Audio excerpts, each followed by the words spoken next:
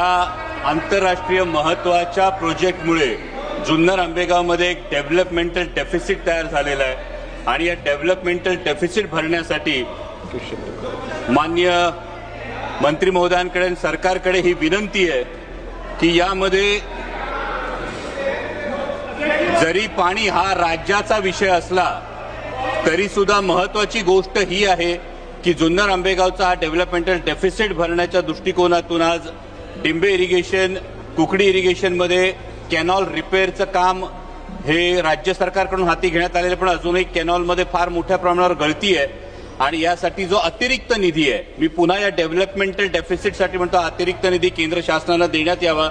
त्याचबरोबरीनं जे पश्चिमेकडे पाणी वाहून जातं या पश्चिमेकडचं पाणी डिंभे आणि पिंपळगाव जोगा या धरणात आणण्यासाठी 4 योजना राज्य सरकारनं तयार केलेल्या आहेत, जेणेकरून दुष्काळग्रस्त भागाचा पाण्याचा मोठा प्रश्न सुटू शकतो. या 4 योजनांसाठी, या वळण योजनांसाठी केंद्र सरकारनं या डेव्हलपमेंटल डेफिसिटच्या दृष्टिकोनातून ठोस मदत द्यावी.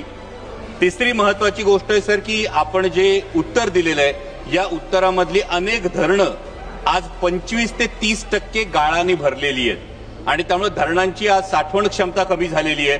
या धरणांमधला गाळ काढण्याच्या दृष्टिकोनातून त्यांची साठवण क्षमता वाढवण्यासाठी केंद्र सरकारनं राज्य सरकारला तशी सूचना द्यावी ही विनंती. अध्यक्ष जी, ये जो सदस्य जी ने जो प्रश्न पूछा है, महाराष्ट्र में अगर वो चाहेंगे तो मैं मराठी में बोल सकता हूँ. मराठीत बोलो. त्यांनी जो प्रश्न विचारला आहे त्याच्यामध्ये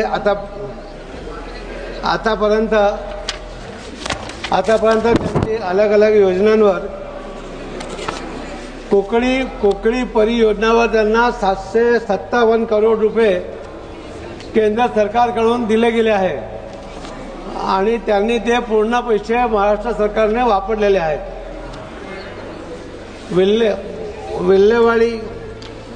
विल्हेवाडीवर सुद्धा 41.27 करोड रुपये त्यांना केंद्र सरकारने दिले, जे त्यांनी संपूर्ण वापरलेले आहेत.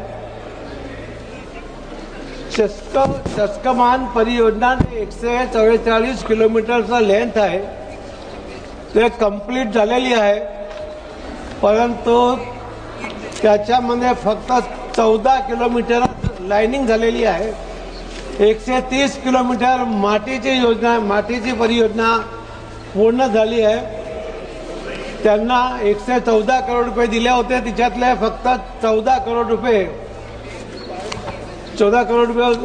वापरलेले आहे.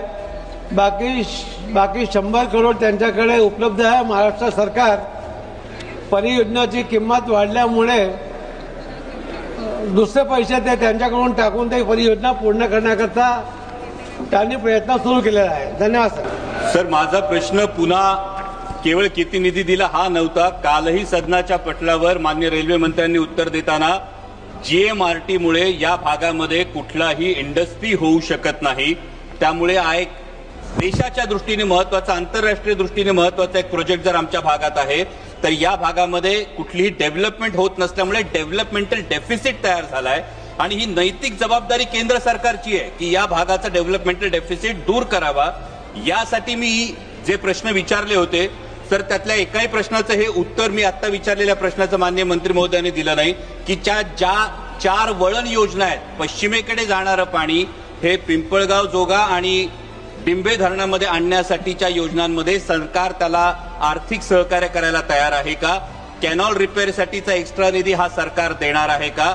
आणि धरणांमधला गाळ काढण्याच्या दृष्टीने राज्य सरकारला सूचना देणार आहे का? हा डेव्हलपमेंटल डेफिसिट भरण्यासाठी केंद्र सरकारकडे विनंती. उनके जो सदस्य जी पूछना चाहते हैं अध्यक्ष जी, माननीय अध्यक्ष जी, उनका कहना है कि जो कोकण से पानी डाइवर्ट करने वाले हैं उसकी 4 परियोजना जो उनके क्षेत्र में बन रही है, और चारों परियोजना के लिए अभी स्टेट लेवल पर ही उसके ऊपर एक कार्यक्रम योजना बन सकते कि नहीं, उसके ऊपर उनका काम चल रहा है.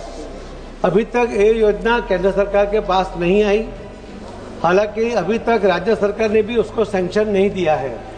जब वो सैंक्शन देंगे उसके बाद सीडब्ल्यूजी के पास वो योजना आएगी वो फिजिकल चेक करेंगे कि ये योजना बन सकती है नहीं बन सकती, उसका वो सैंक्शन देंगे। उसके पास हमारे सेक्रेटरी की जो कमेटी बनी है, उस कमेटी के अंदर उसको कितनी अर्थ सहायक करनी होगी या कर सकते हैं, उसके ऊपर निर्णय होगा और उसके बाद उसको पैसा सैंक्शन होगा तो दिया जाएगा।